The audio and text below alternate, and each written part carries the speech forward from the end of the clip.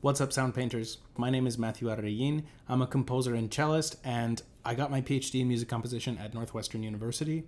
Now I'm running this studio, the Sound Painter Studio, to help composers just like you to be able to bring their music to life by learning new skills, by having consistent feedback in our weekly sessions, by learning how to rebuild your compositional process. Every time that I sit down to compose a piece, there are a certain number of steps that tend to be predictable. And so I'm going to be sharing that process with you over the course of these videos. So let's start by establishing what music composition is, because sometimes I think we can overcomplicate what music composition is. The way that I like to think about it is music composition is basically just putting sounds together. It's as simple as that. We don't have to have this super high-tech definition or think about it in a way where it can only be music composition if it meets XYZ criteria. I think that sometimes people like to emphasize these elements, like it must have super complex harmony that draws on all of the music theory knowledge of the world, and it's really not, it doesn't have to be that complicated, right? It's like when young children grab a piece of paper and start drawing, that's an expression of their creativity. We don't have to call it art or identify it with these labels which we tend to associate with high levels of value. I think that that's actually just a barrier for creativity. And that's something that children don't have. They don't have the inhibition of valuing their work because they're just doing it because they feel like it. They're creating. They're making art without being conscious of it being art. They're putting choices together, red, blue, purple, whatever, right? And this is how we should think about music composition. It's just the choice of putting sounds together. And also, it's asking questions. Because when I watch my son color, for example, he will ask, what color should we put next? Now what color should we put next? Now what color should we put next? And it's a constant sort of like evolution of the overall image based on asking these questions. And usually there's some kind of organizing principle in his mind, like no color can be the same. It must always be all different colors. And that's a condition that the piece that he's making has to meet.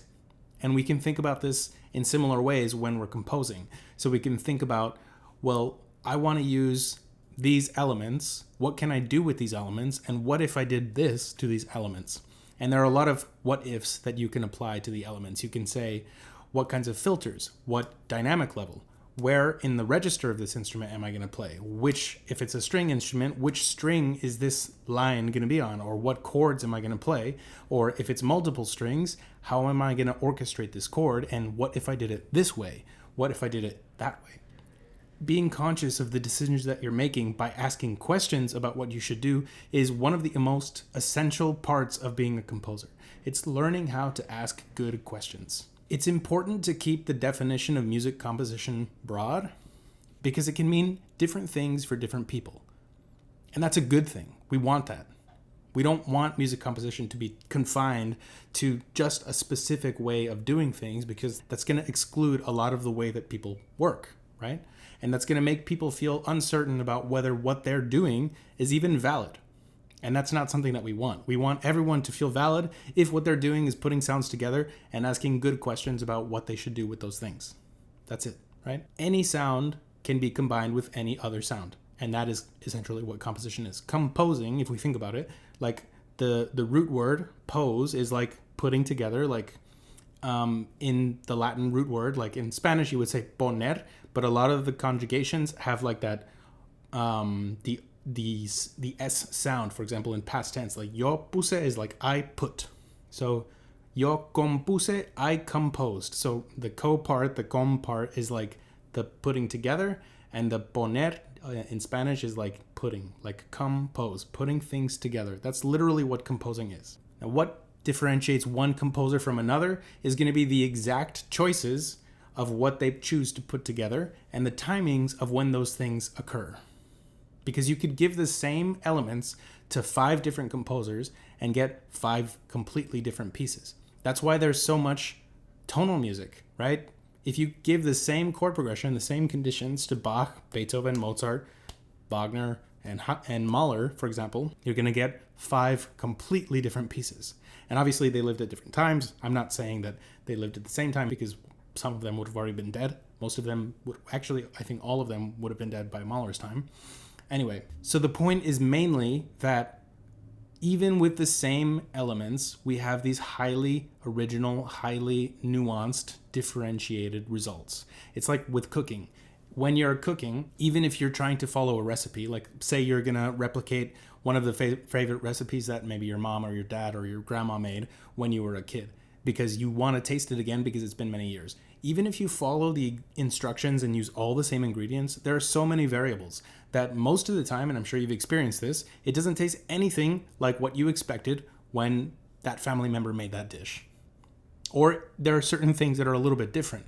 And after eating it, you'll say, it didn't taste the way that they made it. I'm sure that you've experienced that. I've experienced that myself. So it's the same thing with music. But that's a good thing, because that means that all of these little miniature choices, all of these little nuances are what make it exciting to explore, because we can pursue those nuances and continue to elaborate our own version of that dish or piece or whatever. And that's what helps us to be able to find our own creative voice. So when you're going to sit down to write a piece of music, anything can be a motor or a trigger to compose. Things in our environment are highly suggestive, and they usually provoke us to take action. So one of the things that I like to do is I like to plant things in my environment, like books or paintings or images or things that just start to create a little bit of, momentum in my thought process of what I'm doing. And I like to actually plant things that are in line with a concept that I'm excited to explore in music. So one of the things that I have, for example, is a book by Gerhard Richter, which is just a collection of overpainted photographs that he did over the course of I don't know how many decades, 30 years. And so that's one of my favorite things to I'll just plant it. I'll sometimes just put something on the music stand so that every time I walk by, it enters my mind. So this is just one of the ways that our minds work. So if you've noticed, sometimes we procrastinate working because there are things in our environment that actually call our attention. We have to be actually very intentional about these things that call our attention so that we can enter the act of creating faster. So it doesn't have to be anything super complex or super artistic. It can even just be a sticky note that has one word on it that makes you think about your music or makes you think about the creative act in some small way. It's like a gateway idea that's going to help you to push into the actual act of creativity. Now, one of the first things that we need to establish is why we compose. And I like to call this my North Star. So it's important for you to find your North Star. Why are you composing? I sort of look at it like there are two basic ways that we compose music. The first is that we do it for others, and the second is that we do it for ourselves. And we could oscillate between these two things at different points in our life, depending on the needs of the people around us or our own personal needs. It's not always going to be the same North Star. So it's maybe sort of a flawed metaphor, but the idea of just having something that guides you can actually be super powerful for maintaining momentum and continuing to compose throughout different phases of your life.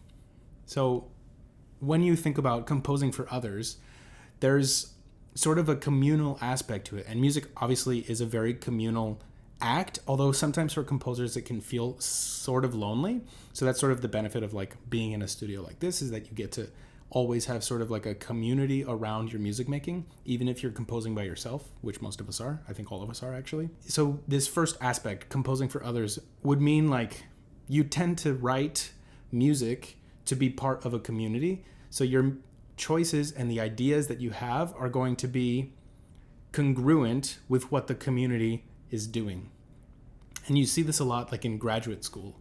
So a lot of composers are going to be writing in a particular style using particular sounds because that's what everyone else is doing. That's what the faculty are doing. That's what people in the scene are doing. That's how scenes are even formed. That's how punk music was formed. That's how classical music was formed. That's how any genre that you can imagine is formed as a result of doing what the community is doing. So this is just in the DNA of music making, because music is a social medium, right? Long before the internet, long before Facebook and TikTok and Instagram and YouTube, there was just people in communities doing music. We can think about it in the same way. And so normally we compose because we want to make others respond in a certain way, and that feeds back into how we value what we do. The second way, composing for yourself, is You just need to compose. It's a compulsive need so that you can actually function as a human being. And you don't really need other people to listen to the music. You don't need other people to engage with you about the music. You don't have any ties to your ego about the music. It's just something that you actually need to do. You need to be creative, because if you don't, you're going to enter into a state of not happiness, whatever that means for you. It could be frustration, it can be anger, it could be some sort of grumpiness, it could be depression. This has happened to me as well. And it happens at different phases because sometimes the priorities in your life sort of shift. And so you just end up thinking about what is going to be the most valuable thing that you have to do that day, because that's what has to be done. And this can change, right? Maybe you move to a new location, and so you're moving and you're exhausted, you don't have any time for creativity. Or maybe you entered into a serious relationship, maybe you just got a new pet, or maybe you just had children, or maybe you just, generally speaking, have very little time to dedicate to composition. And so you end up feeling like your inner self is deteriorating because you're detached from creativity. This can happen.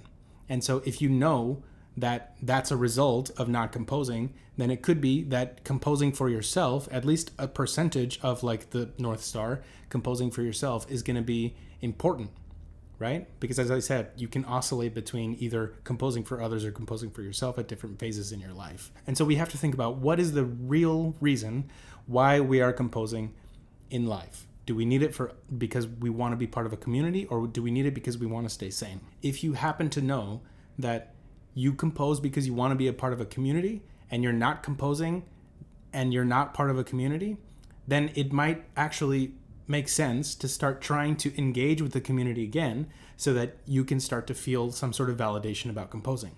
Or if like the other side, composing for yourself is really important, and you find you're in a period of not composing, then think about how you've been feeling lately. How long have you not been composing? And is that starting to sort of like weigh on you, the fact that you're not being creative? If it is, then it could be that just doing 5 minutes a day is going to help you to start gaining the momentum by building a small habit of just doing a small amount per day, is going to start to reinforce your personal identity of being a composer. That's going to start to give you a little bit of tranquility so that you can continue to function as a human being, as an artist, as a composer. So it's a continuum, right?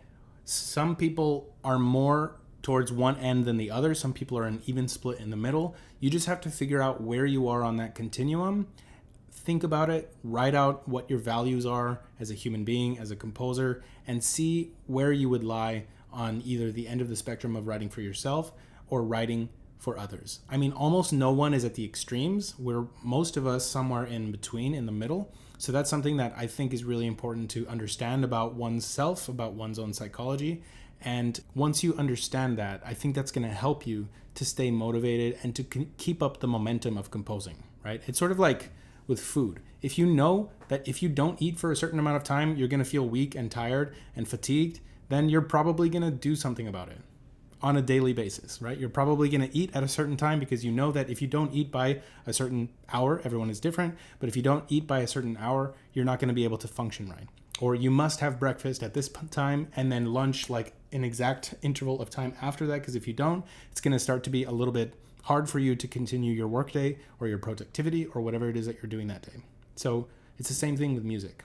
If you understand that you need to do it at every certain period of time, then you should be doing it. Otherwise, your body and your mind are going to start to suffer, and they're going to start asking you for it, and you have to be sensitive to those cues. So that's it for this video. It's just understanding what music composition is and establishing what your North Star is. The next thing that we're going to talk about is how to actually get started and start mining your gems. I'll see you in the next video.